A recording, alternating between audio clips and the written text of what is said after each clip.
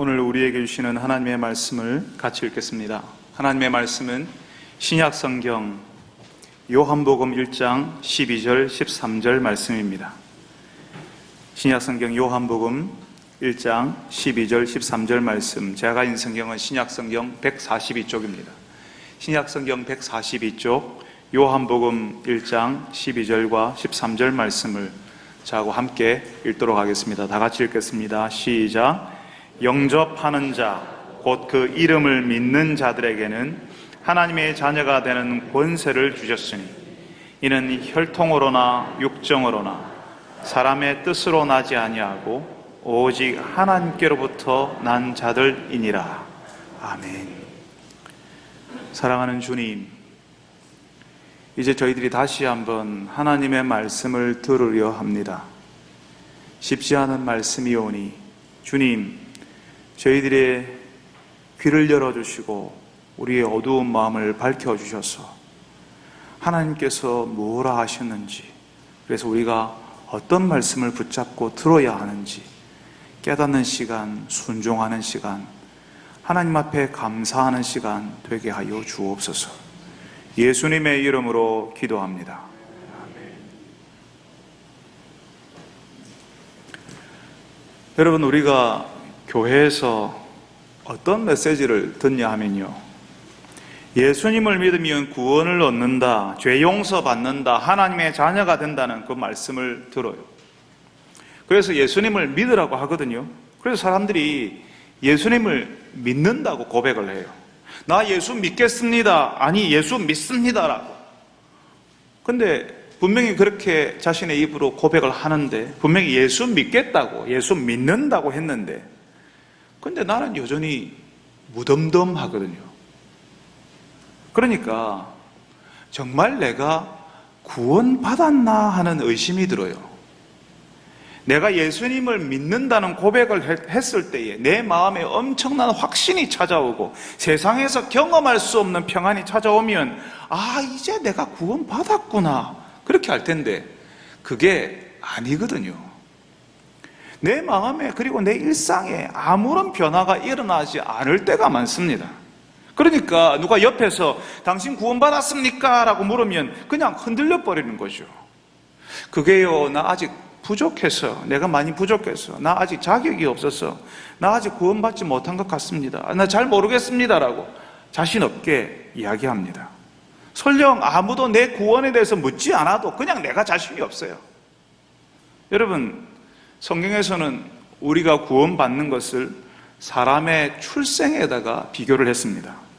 내가 예수님을 믿으면 하나님께서 우리에게 구원을 주시는데 내가 새로 태어난다는 거죠. 근데 여러분, 아이들은 태어나면서 아빠, 엄마 하면서 그렇게 나오는 아이들이 있습니까? 아빠의 아들이어서 너무 기쁩니다, 뭐 이런 표현을 하고 태어난 아이들이 있습니까? 없습니다. 새가족 신방을 가니까 이제 세상에 나온 지 80을 된 쌍둥이 있더라고요. 그 아이가 얼마나 사랑스러운지 아빠는 그 아이를 1시간 내내 안고 있더라고요. 근데 그 아이는요, 자기가 지금 엄마 뱃속에 있는지 엄마 바깥에 와 있는지 분간이 안 될 거예요, 아마. 분명히 출생했는데, 우리는 다 아는데 그 아이는 모를 겁니다. 그렇지만 시간이 흐를수록, 부모와 함께 있으면 있을수록 자신을 사랑하는 부모의 존재를 확실하게 알게 되겠죠. 그리고 엄마 아빠의 사랑을 경험하면 할수록 자신이 사랑받고 있다는 사실을 확실하게 알게 될 겁니다. 여러분, 우리가 예수님을 믿는다고 하면, 그래서 예수님을 나의 주 나의 하나님으로 의지하면 하나님의 구원이 우리에게 찾아옵니다. 영적으로 출생한 거죠. 근데 처음에는 모릅니다. 아무런 변화, 아무런 느낌이 없을 수 있습니다. 예수님을 믿겠습니다 하고 그 예수님과 교제하는 생활, 그 예수님을 따르는 생활을 시작하면요, 시간이 지날수록 내가 구원받았다는 사실, 하나님이 나를 사랑하신다는 사실을 경험하는 거죠. 근데 문제는요, 우리가 어떤 헛된 기대를 가지고 있냐 하면요, 예수님을 믿으니까, 나 이제 교회 다니고 예수 믿으니까 이제는 내가 좋은 사람, 착한 사람으로 완전히 변할 거라고 기대를 하는 거예요. 내가 예수 믿으니 구원받았다고 알았는데, 내가 구원받은 줄 알았는데 내가 경험하는 게 뭐냐면요, 내 아내나 내 남편에게 아직도 여전히 짜증을 내고 회사에서는 여전히 이기적으로 내 욕심 챙기고 이런 걸 보니까요, 내가 구원받은 사람처럼 안 보이는 거예요. 내가 나를 보니까 아직 착한 사람이 아닌 거죠. 다른 사람들이 나를 볼 때 네가 그러고도 교회 다니냐, 네가 그러고도 예수 믿는 사람이냐 하면 할 말이 없을 것 같아요. 그래서 내 구원에 자신이 없는 거죠. 여러분, 내 모습을 보면 구원받은 사람 아니죠. 맞습니다. 구원받을 만한 건덕지가 나에게는 없습니다. 그런데 하나님께서 놀랍게도 구원받을 만한 건덕지가 하나도 없는 나를 예수님을 믿는다는 그것만으로 하나님의 자녀로 삼아주셨어요. 새로 태어나게 해주셨어요. 오늘 우리가 말씀 읽지 않았습니까? 영접하는 자, 곧 그 이름을 믿는 자들에게 하나님의 자녀가 되는 권세를 주셨으니, 내가 구원 얻을 만한 어떤 착한 일도 한 적이 없고 지금도 내 생활에 자신이 없지만 예수님 믿겠습니다 하는 나에게, 예수님을 의지해서 살겠습니다 하는 나에게 구원을 주십니다. 하나님의 자녀가 된 거라고요. 아직 하나님의 자녀로 잘 살지 못해도, 아직 내가 만족할 만한 모습이 아니어도 그래도 하나님의 자녀예요. 내 구원은 달라지지 않습니다. 하나님께서 야, 네가 이런 인간인 줄 몰랐다, 구원 무효, 내 자녀가 된 거 취소, 이렇게 하지 않으신다고요. 제가 쌍둥이를 얻은 그 새가족 가정에 신방을 갔다 했죠. 그 쌍둥이 부모님들이 자신의 아이들에게 어떻게 할까요? 아니, 얘들은 태어난 지 100일이 다 돼가는데 일어나서 걷지도 못하네. 맨날 먹을 거 챙겨줘야 하고 지 앞가림도 못하냐, 지지리도 못난 것들이네. 우리 집 쌍둥이 하지마, 그렇게 하겠습니까? 아니에요. 못하는 줄 알아요. 지금 안 되는 줄 압니다. 먹이고 재우고 닦아주고 돌봐주면서 클 때까지 기다려주는 거죠. 우리가 조금 못났다고, 내 신앙생활이 마음에 안 든다고 하나님께서 우리의 구원을 취소하지 않으신다고요. 오히려 기다리고 계신다고요. 우리가 자꾸 오해하는 것이요, 우리가 잘하면, 우리가 열심히 하면, 하나님을 기쁘시게 하면 하나님이 감동하셔서 우리에게 구원을 주신다고 생각을 해요. 아닙니다. 하나님이 주시는 구원은 우리가 열심히 하는 것하고 아무 상관이 없습니다. 우리가 잘하지 못했어도 주시는 것이 예수님의 구원입니다. 우리가 못했는데, 잘한 적이 없는데, 지금도 잘하지 못하는데 우리에게 주시는 구원이에요. 하나님께서 우리를 구원하시는 방식은 우리가 열심히 하나님을 섬기면, 착한 일을 하면 되는 것이 아니라 오직 예수님을 믿으면, 예수님만 믿으면 되는 겁니다. 오직 예수님을 내 인생의 구주, 나의 하나님으로 믿고 의지하면 하나님이 주시는 구원을 내가 경험하는 겁니다. 그냥 믿기만 하면 되는 거죠. 내가 아무것도 할 필요가 없습니다. 그게 너무 힘들어요. 내가 아무것도 할 필요가 없다니까. 내가 아무것도 할 필요가 없다니까. 그게 너무 속상하고 힘들죠. 믿기만 하면 된다니까. 이게 상식적으로 이해가 안 되는 거죠. 여러분, 비록 지금 내 모습은 마음에 들지 않지만 내가 예수님을 믿으니까 그 예수님과 함께하는 생활을 하면요, 시간이 흐를수록 내가 구원받았다는 사실, 하나님께서 나를 사랑하신다는 사실을 알게 된다고요. 출생했으면 잘하는 거거든요. 잘하면서 보게 되고 알게 되는 거죠. 하나님이 주시는 그 구원이 진짜 뭔지, 하나님의 은혜가 뭔지 더 깊이, 더 분명하게 알게 됩니다. 그러면 거기에 내 감정이 같이 반응을 하는 거죠. 감사하게 되고요, 어렵고 힘든 일이 있어도 구원받은 사람에게 주시는 하나님을 향한 감격을 경험하게 만들어줍니다. 여러분이 예수님을 여러분의 구주로 믿고 의지하시나요? 그러면 여러분의 구원은 변함이 없습니다.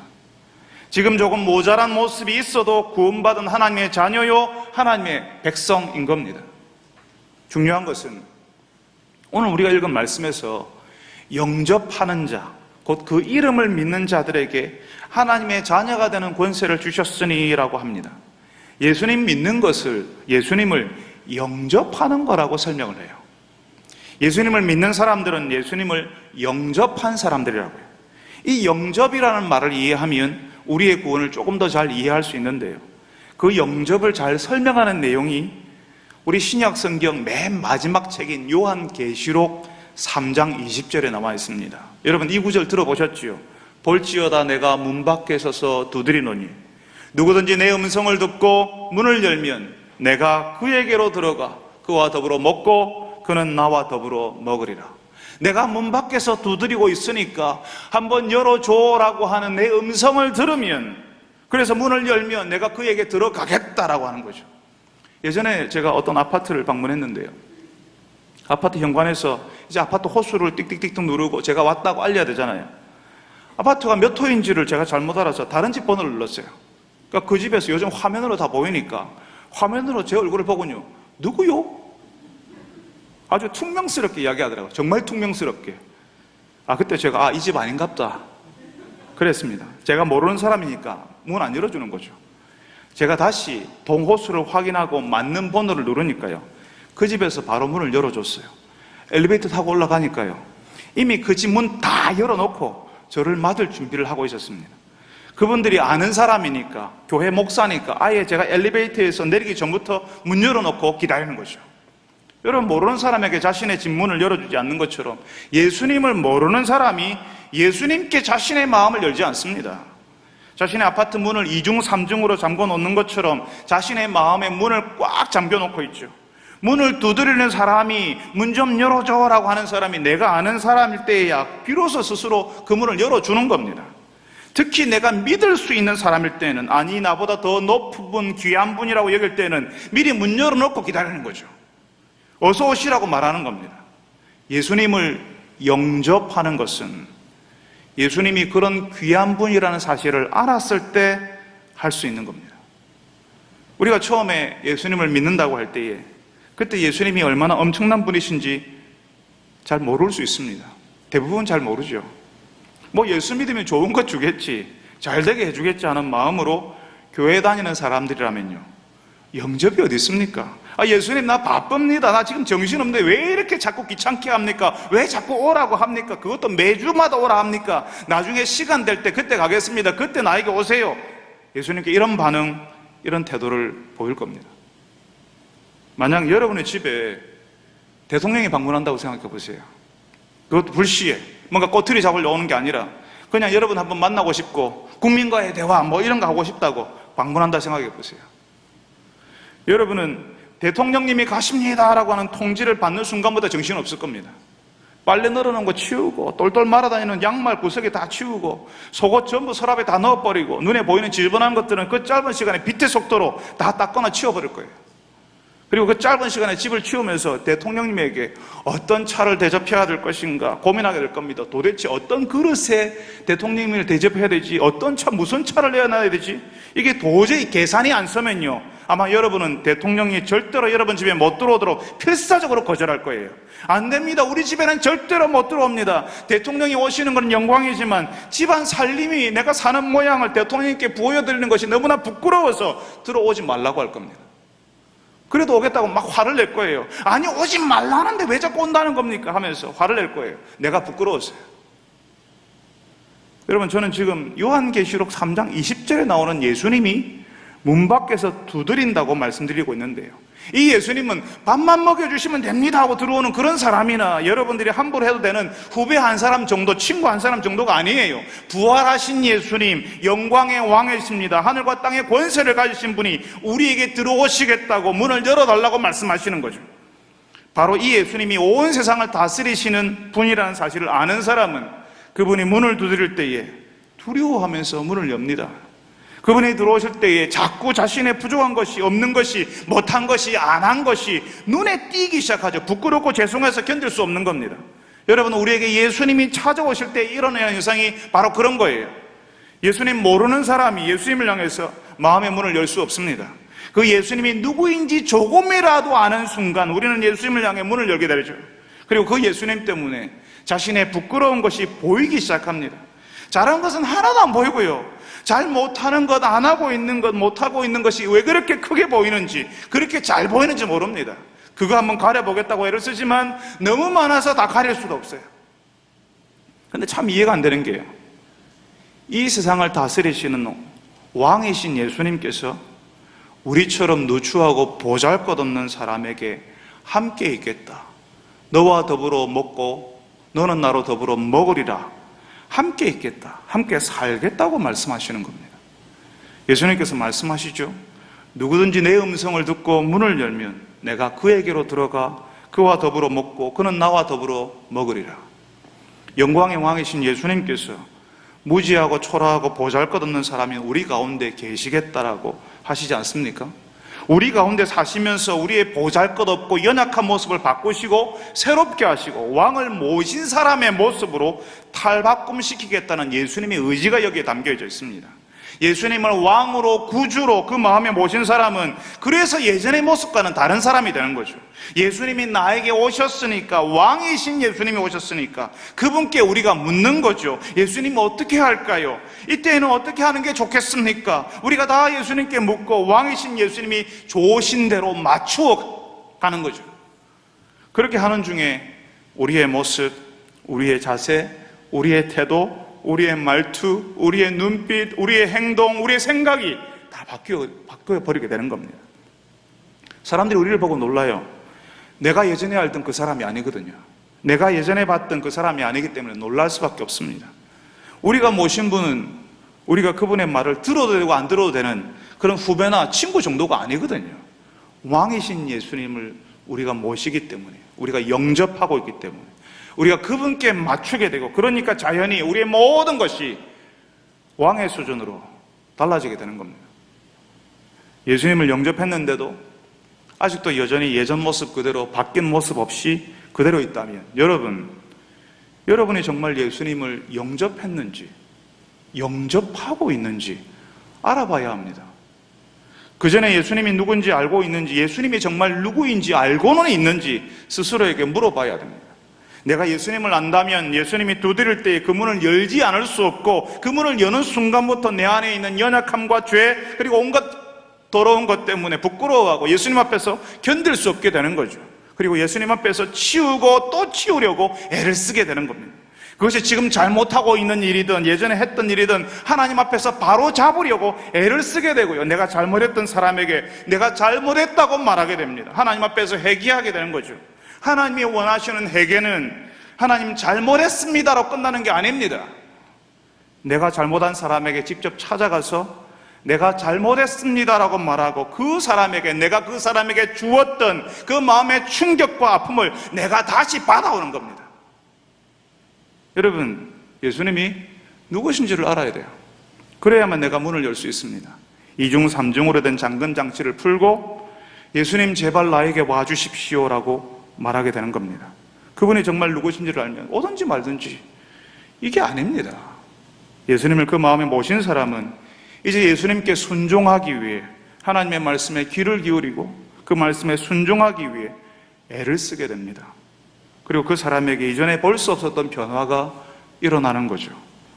말씀을 듣지도 않고 순종하지도 않는데 그 사람에게 변화가 일어날 수는 없습니다. 왕이신 예수님을 모셨다고 해놓고 마치 내 마음대로 할 수 있는 친구나 후배에게 하듯이 하면 안 되는 겁니다.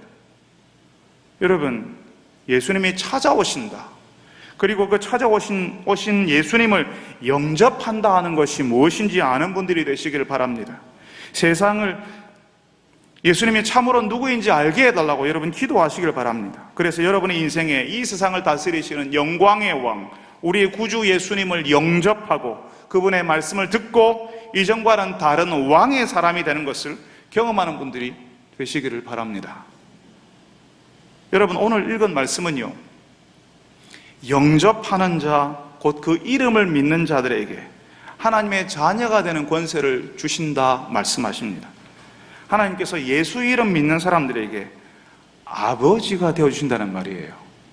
아버지도 보통 아버지가 아니죠. 온 세상의 창조주, 이 세상의 주인이신 하나님께서 내 아버지, 우리 아버지가 되신다는 겁니다. 그래서 권세라고 말해요. 하나님의 자녀가 되는 권세를 주셨으니. 그런데 하나님이 내 아버지가 되어주신다는 것에 아무런 감동도 어떤 감흥도 없는 사람들이 있습니다. 예수님을 믿는데 하나님이 아버지가 되신다는 사실이 반갑지 않은 거죠.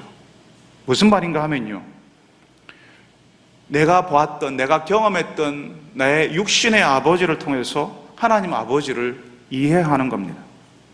우리 시대 적어도 40대, 50대 이상의 세대들에게 아버지는 늘 무서운 분이셨어요. 어떤 가정에서는 가부장적으로 때리는 아버지, 어떤 대화도 하지 않고 잘했냐 잘못했냐를 판단하는 분이기도 합니다. 어떤 성도가 그러시더라고요. 자신의 아버지는 늘 밤에 술 드시고 오셔서 자는 아이들 깨웠다고, 다정하게 이야기하는 아버지가 아니라 야단치는 아버지였다고. 그래서 하나님 아버지라고 할 때에 하나님이 무서운 분으로 생각했다고 했습니다. 우리가 예수님을 믿으면 하나님의 자녀가 되는데, 그러면 우리에게 무서운 아버지가 한 분 더 생기는 건가요? 그러면 그건 구원이 아니잖아요. 오늘 우리가 읽은 말씀에 하나님의 자녀라는 말은 조금 더 정확하게 번역을 하면 하나님의 아이들이 된다는 말입니다. 제가 어릴 때 연세 드신 할머니께서 저희 아버지에게, 나이가 많아지신 아버지에게 하시던 말씀이 기억나요. 야야, 차 조심해라. 겉모습은 분명히 할머니가 더 걱정스러운 분이에요. 겉모습은 할머니가 더 연세가 많고 그래서 더 걱정스러운데 할머니께서 아버지를 걱정하셨어요. 할머니에게는 저희 아버지가 나이가 많아졌어도 여전히 사랑스러운, 그래서 탈이라도 날까봐 걱정되는 귀한 아이였던 겁니다. 하나님의 아이들이 된다는 것은 우리가 바로 이 사랑의 관계로 들어가는 겁니다. 우리는 우리 육신의 아버지를 통해서 하나님 아버지를 보기 쉽지만, 그래서 하나님은 무섭지, 우리가 조금만 잘못하면 벌을 주는 분이지, 우리를 야단치는 분이지 라고 하지만 하나님께서는 예수님을 보듯이 우리를 보아주세요. 하나님께서 아들 예수님을 향해 그러셨거든요. 이는 내 사랑하는 아들이요 내 기뻐하는 자라. 그 사랑하는 아들을 우리에게 보내시고 그 아들을 믿고 의지하면 하나님의 아이들로 받아주시는 거죠. 예수님처럼 하나님의 사랑하는 아들, 하나님이 기뻐하는 아이들로 받아주시는 겁니다. 지난 여성의 달에 우리 교회 양동원 목사님 오셨죠? 9명의 자녀를 키우신다고, 그 중에 6명을 입양했다고요. 그 목사님이 그러셨잖아요. 처음 아이를 하나 입양해서 오는데 시설에 남겨진 아이들을 보고요, 그렇게 마음이 아프신 거예요. 그래서 또 하나를 데려오면 또 남겨진 아이들이 생각나서 또 하나를 데려오고, 또 데리고 오니까 또 남겨진 아이가 생각나서 그렇게 하다 보니까 자녀가 9명이 됐습니다. 부모가 없던 아이들에게, 아버지의 사랑이라고는 받아본 적이 없는 아이들에게 아버지가 되어준 거죠. 조그만 슈퍼를 운영할 때에 가게 문을 닫고 밤에 2층 방으로 올라가는 계단에서 하나님께 기도했다지 않습니까? 처음 입양한 그 아이가 잠들어서 그 아이를 안고 방으로 올라가는데 너무 감사해서, 하나님 이 아이를 주셔서 감사합니다. 이 아이의 아버지가 되게 해주셔서 감사합니다. 입양한 아이와 함께 잘 때 800회를 해주면서 감사의 눈물을 흘렸다고 하지 않습니까? 어쩌면 평생 부모 없이 아버지 없이 살아야 했을 이 아이 6에게 아버지의 사랑을 부어주는 거죠. 하나님께서 우리에게 그런 아버지, 사랑을 부어주시는 아버지가 되어주신 겁니다. 얼마 전에 우리 집에 둘째가 서울에 야구 경기를 보러 갔어요. 올해 꼭 해보고 싶은 것이 전국의 구장에 가서 야구를 보는 거였습니다. 그래서 서울 잠실구장에 갔다가 그날 밤에 내려오는데요, 근데 하필이면 그날 오후에, 여러분 뉴스를 혹시 들으셨는지 모르겠지만 기차가 선로를 이탈하는 사고가 있었거든요. 모든 기차가 운행 연기가 됐어요. 새벽에 제가 3시 50분에 잠이 깼는데 둘째가 그때까지 집에 들어오지 않았다는 사실을 알았습니다. 카톡으로 연락을 하니까요, 그때 대구에 도착했대요.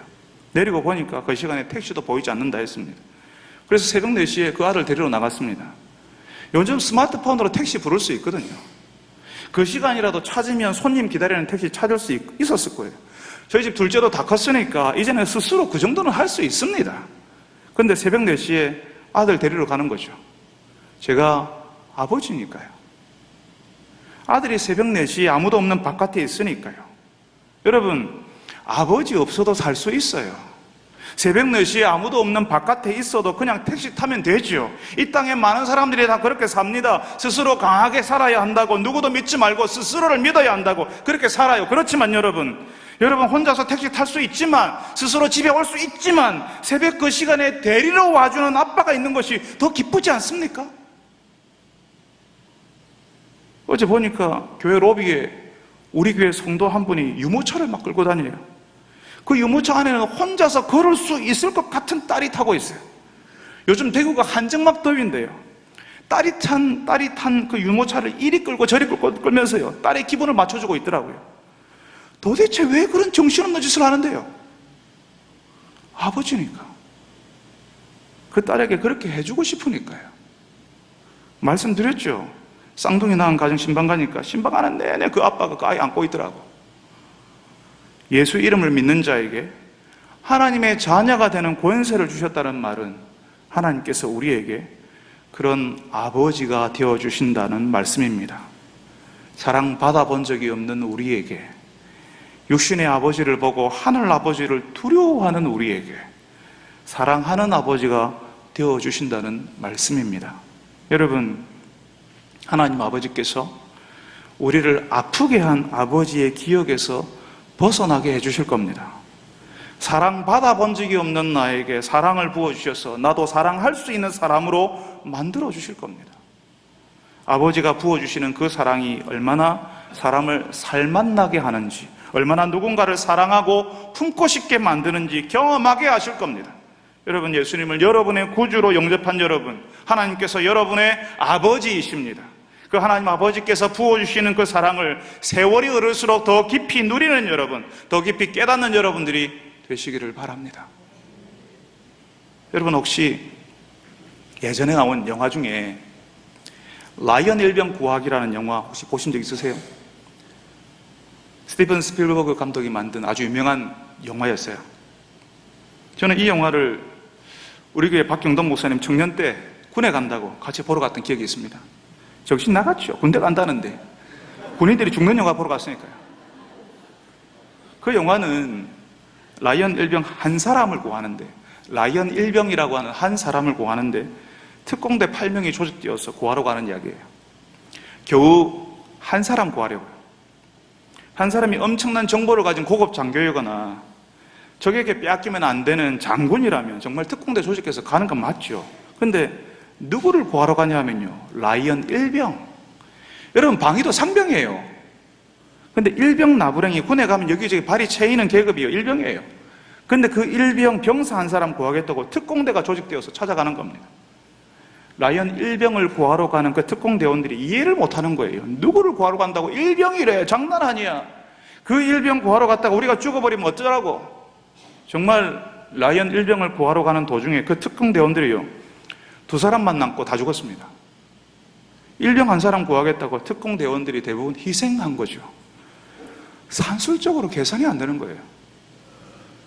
한 사람 살리겠다고 여러 명의 특공대원들이 죽는 게 말이 됩니까? 그래서 그 특공대원들은요, 죽어가는 동료를 보면서요, 그런 말을 해요. 진짜 그 라이언 일병 얼굴 한번 보고 싶다고. 그 라이언 일병이 병신 같은 여성이거나 고문간 짓이나 하고 철없는 놈이라면 진짜 가만히 안 둘 거라고. 그런 놈을 위해서 우리가 이렇게 죽는 게 말이 되냐고. 그 영화에서 라이언 일병은 자신의 동료들이 위험에 처해 있는데 자기만 빠져나가는 것을 원치 않는 의리 있는 사람이었어요. 나중에 그 극심한 전투에서 살아남은 라이언 일병은 자신을 구하러 와주었던 특공대의 그 지휘관의 무덤에 찾아가서 눈물을 흘리면서 이런 이야기를 합니다. 자신이 열심히 살려고 노력했다고. 자신의 가족들과 함께 찾아와서 나 잘 살았던 건 맞냐고 그 무덤 앞에서 울면서 이야기를 했어요.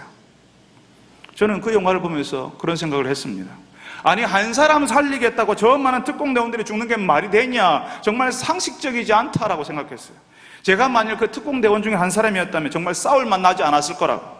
일병 나부랭이 하나 구하겠다고 목숨을 건다? 이건 아니죠. 그것도 여러 명의 목숨을 건다? 정말 말도 안 되는 일이죠. 근데 여러분, 진짜 말도 안 되는 일이 있었어요.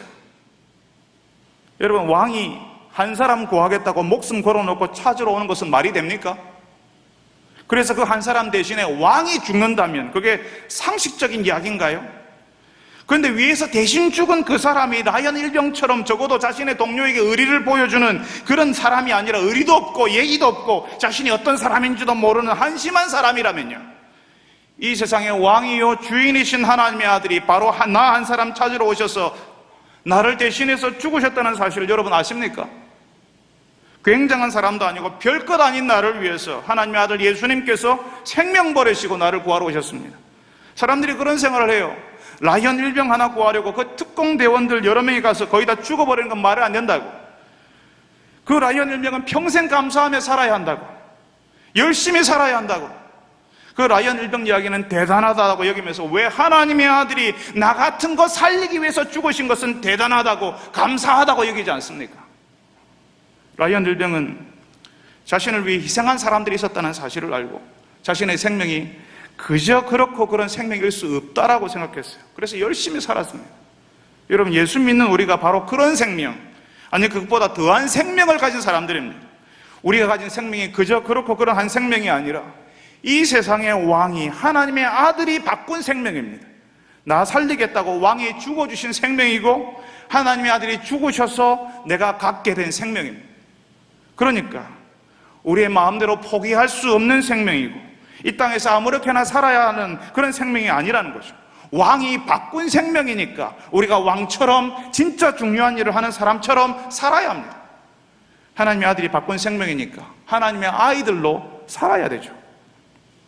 천지도 모르는 어린 아이들은요, 자기 집에 슬픈 일이 일어나거나 어려운 일이 일어나도 모릅니다. 뭐가 일어나는지. 관심도 없어요. 오직 내 손에 과자가 있는지, 오직 내 손에 사탕 하나 들려 있는지 거기 관심이 있어요. 그거 없으면요, 왜 안 줘? 왜 안 줘라고 울고 때렸습니다. 그렇지만 아이들이 조금만 성숙하게 되면요, 집안이 어떻게 돌아가는지 관심을 갖죠. 하나님의 아이들이 그렇습니다. 하나님의 아이들이라면 하나님이 기뻐하는 일에 관심을 가지죠. 공동체에 새로 오는 생각들을 보면서 기뻐하고 감사하고요, 내가 섬기는 성도가 달라지고 좋아지는 것을 보고요, 하나님께 감사합니다. 사랑방에서 섬겼던, 사랑방에서 봤던, 함께 교제하는 그 사람이 좋아지면요, 신이 나게 된다고요. 하나님이 일이 되는 것을 보고요, 신이 난다고요. 우리 아버지 되신 하나님께서 우리를 그런 사람으로 만드십니다. 버릇없이 평생 부모를 부려먹는 막대먹은 자식이 아니라 이 땅을 경영하시는 하나님의 아이들로, 그걸 우리가 읽는 성경에서는 상속자, 후계자라고 부릅니다. 후사라고 부릅니다. 이 땅을 경영하시는 하나님의 아이들로 우리를 만들어 가십니다. 왜 안 줘? 나만 안 줘? 하고 보채는 무능한 아이들이 아니라 하나님이 만드신 이 땅을 경영해가고 이 땅을 잘 가꾸어가는 자녀들, 이 세상을 살만한 곳으로 만드는 하나님의 상속자로 훈련시키는 거죠. 그냥 예수 믿으면 천국 간다가 아니라 예수 믿었으니 이 땅에서 하나님이 원하시는 가정, 하나님이 원하시는 사업장, 하나님이 원하시는 교회를 이루기 원하신다고요. 하나님이 원하시는 가정, 하나님이 기뻐하시는 사업장, 하나님의 교회는 무능한 아이들, 예수 믿으면 천국 간다는 사실만 알고 아무것도 하지 않는 아이들을 통해서는 이루어지지 않습니다. 그래서 하나님께서는 하나님의 아이들을 평생 돌보시지만 그와 함께 험한 산과 골짜기를 오르내리며 혹독한 훈련의 시간들을 거치게 하시는 거죠. 여러분, 우리가 구원받았지만, 예수님을 영접했지만 우리에게 혹독한 현실이 찾아올 겁니다. 쉽지 않은 시간들을 각자 인생들이 다 통과하게 될 거예요. 여러분들이 그런 때에도 여전히 하나님의 아이들이라는 사실을 기억하시길 바랍니다. 하나님이 보시는 것을 여러분도 보고 하나님이 기뻐하시는 것을 여러분도 기뻐하게 되기를 바랍니다. 나에게 찾아오는 현실이 혹독하더라도 내게 허락하신 훈련의 시간을 잘 통과하는 여러분, 여러분에게 맡긴 일터와 가정, 공동체를 잘 감당하는 분들이 다 되시기를 바랍니다.